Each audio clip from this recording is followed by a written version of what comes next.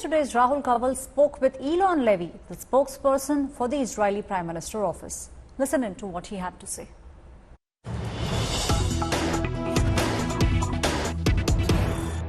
I want to go across live and exclusive at this time to Tel Aviv, where we are joined by Eylon Levy, spokesperson in the office of Prime Minister Benjamin Netanyahu, the Prime Minister of Israel. Mr. Levy, thank you very much for joining us on India Today. I want to start by getting you to give our viewers a sense of how you see this war 10 days on from Israel's perspective. How do you think this offensive is shaping up so far?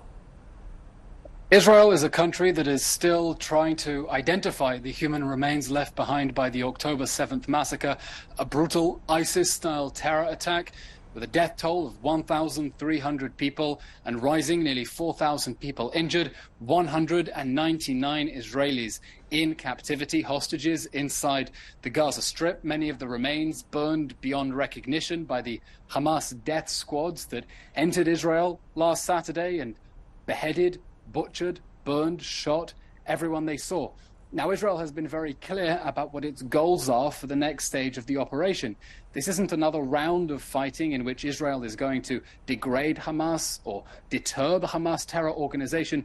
This is a war that Israel was forced into, a war we didn't want, a war we didn't expect, but a war that we're going to win, and a war that we are going to win by destroying Hamas, so that this terrorist organization, after its ISIS-like atrocities that we saw just 10 days ago, can never, ever cause any harm to Israeli civilians and citizens ever again. There are many who would say that Hamas is very difficult to destroy. You can destroy the top leadership of the Hamas, but because the Hamas is an ideology, till the time there is some form of settlement, some form of peace solution, the Hamas, or whatever it is that it is at that time known by, the idea of the Hamas will keep cropping up. So how do you respond to those who think that you're going in, that an urban war in the Gaza Strip could be very expensive for Israel as well, apart from the impact on the people of the Gaza Strip, and this is a war that Israel will find very difficult to win in the way that you're defining victory? I think we're having some technical difficulties because your voice is a little bit crackly, so perhaps your technical team can try to fix that. But I think if I understood the question, look, the situation in the Gaza Strip is this. Israel intends to go after the totality of Hamas's military and governing machine inside the Gaza Strip so that it can never again harm Israelis. Now, the problem is that Hamas has embedded its military facilities, its terrorist sites, its command centers, its operations centers, its rocket launchers inside civilian areas, underneath people's homes, underneath schools, underneath hospitals, in order to use those people as human shields. Now, those are legitimate military targets. They were used to perpetrate the atrocity that we saw 10 days ago, and Israel is going to destroy them. Now, in order to target Hamas's terrorist infrastructure, because we don't want to see any people hurt, as a democratic country, we don't want to see any civilian casualties, Israel is asking civilians to temporarily evacuate the areas that are going to see very heavy fighting for their own safety until the fighting is over. That's what we expect the international community to do and support, and that is in fact their obligation under international humanitarian law to facilitate the evacuation of civilians to places of greater safety away from the areas of combat.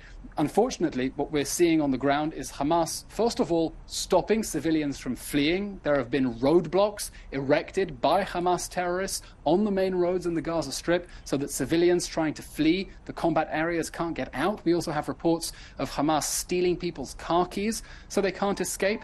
And news came out just in the last few hours that UNRWA, the UN Palestinian Refugee Agency inside the Gaza Strip, said that Hamas people had in fact stolen fuel and medicine from inside its own warehouses for its military purposes.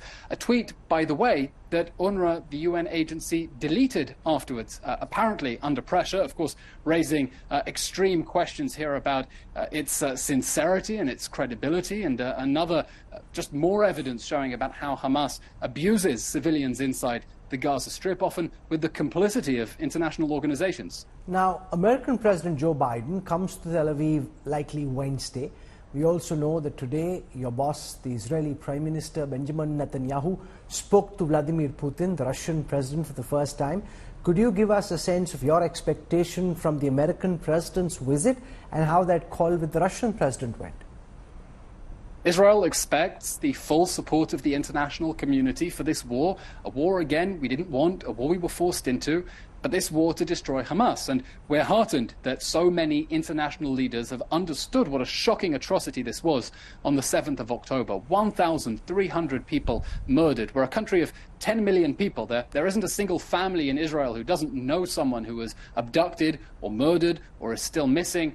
And so many world leaders, including from India, and we're very grateful for India's support, have said that Israel has not only a right, but a duty to defend itself. President Biden has been very clear about that. He's said that if such an attack happened to the United States, he would expect its own response to be swift, overwhelming, and decisive.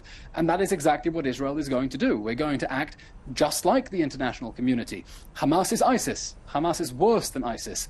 And we're going to destroy Hamas just like the enlightened world destroyed ISIS, by using the exact same techniques, by going after Hamas with the exact same force that the international community used against the brutal terrorists of ISIS. And we expect the international community to stand by our side as we enter what is going to be a very difficult stage now, but a necessary stage, because we as the State of Israel have no other option in order to repel what was, I'll remind you, a crime against humanity.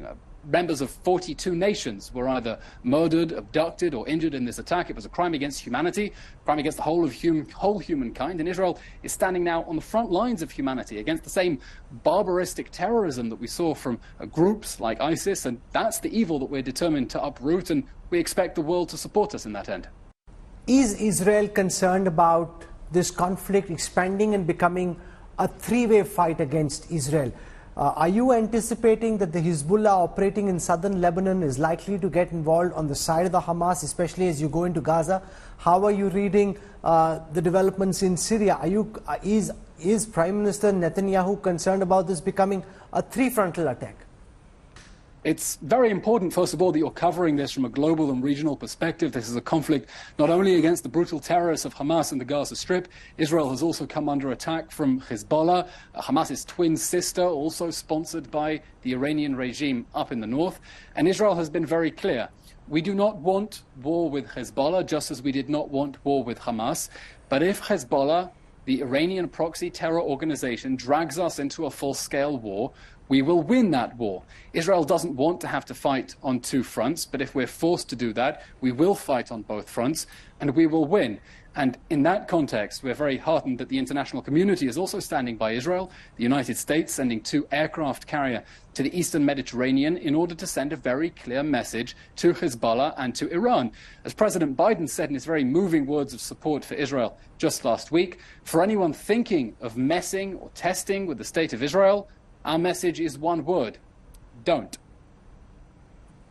Iran's foreign ministry has put out a statement saying that if the 200 hostages who are being held in the Gaza Strip are released, then the airstrikes on the Gaza Strip should stop, asking the Israel Defense Forces, stop your airstrikes, and that Hamas, which has 200 hostages, is willing to release those hostages if the airstrikes and the attack on the Gaza Strip stops.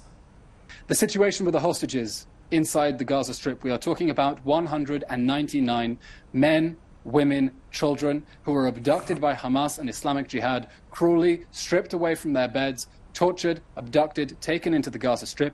We're talking about babies, some just a few months old. We're talking about elderly people, grandparents without their medication. We don't know whether they're being fed. We don't know whether, well, we assume they're not being given basic humanitarian mercy, because we saw the brutality with which the ISIS-style Hamas regime cuffed children, burned them alive inside Israel. And Israel's message is very clear.